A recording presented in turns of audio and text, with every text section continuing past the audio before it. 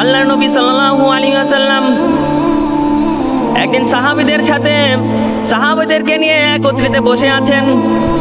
বসে থাকতে থাকতে আল্লাহর নবী সাল্লাল্লাহু আলাইহি ওয়াসাল্লাম নূর নবীজির চক্ষু মুবারক গুলো সমস্ত মুখমণ্ডল লাল হয়ে গেল, চোখ দিয়ে অস্ত্র পড়তে থাকলো।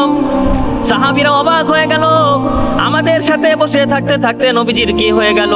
হঠাৎ করে কাঁদতে লাগলেন, হঠাৎ করে চেহারাটা লাল বর্ণের কেন হয়ে গেল?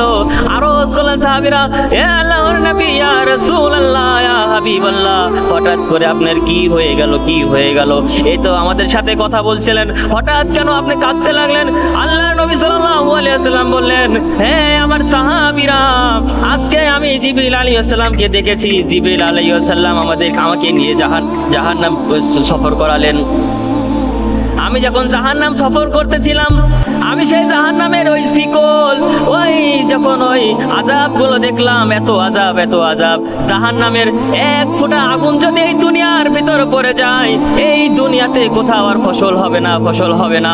আমি ভয় পাই, আমার গুনাহগার উম্মতেরা তোমরা এই গুনাহের ভিতর ডুবে থাকবে, এই ডুবে থাকতে থাকতে তোমরা জাহান্নামমুখী হয়ে যাবে। আমি ভয় পাই সে জাহান্নামে তোমাদেরকে ডুবানো হবে। আল্লাহ নবী সাল্লাল্লাহু আলাইহি সাল্লাম ইরশাদ করেন, তিরমিজি শরীফের হাদিস, দুনিয়ার ভিতরে যেই মানুষগুলো আল্লাহকে সর্বাধিক ভয় করে, আল্লাহ ভীরু হয়ে যায়, আল্লাহ রাব্বুল আলামিন তার জাহান্নামের আগুন বন্ধ করে দেয়, নিভে দেয়। বলেন সুবহানাল্লাহ। যাকে আমি ওয়াজ করে বোঝাতে চাচ্ছিলাম একটা জিনিস, সেটা হলো দুনিয়ার ভিতর আজকে আমাদের দ্বারা বেশি গুনাহ হয়ে যাচ্ছে একটা মাত্র কারণে, যে হ্যাঁ আমরা এই তো গুনাহ করে বসলাম, আমাকে তো আর কেউ দেখছে না। কিন্তু হ্যাঁ, আমাকে আপনাকে কেউ যখন দেখে না, তখনও আমাদেরকে দেখেন একজন, তিনিই হলো আমাদের রব। এই জিনিসটা যখন আমাদের ভিতরে যখন সেট হয়ে যাবে, তখন আমাদের দ্বারা দেখবেন গুনাহ অনেকখানি কমে গিয়েছে।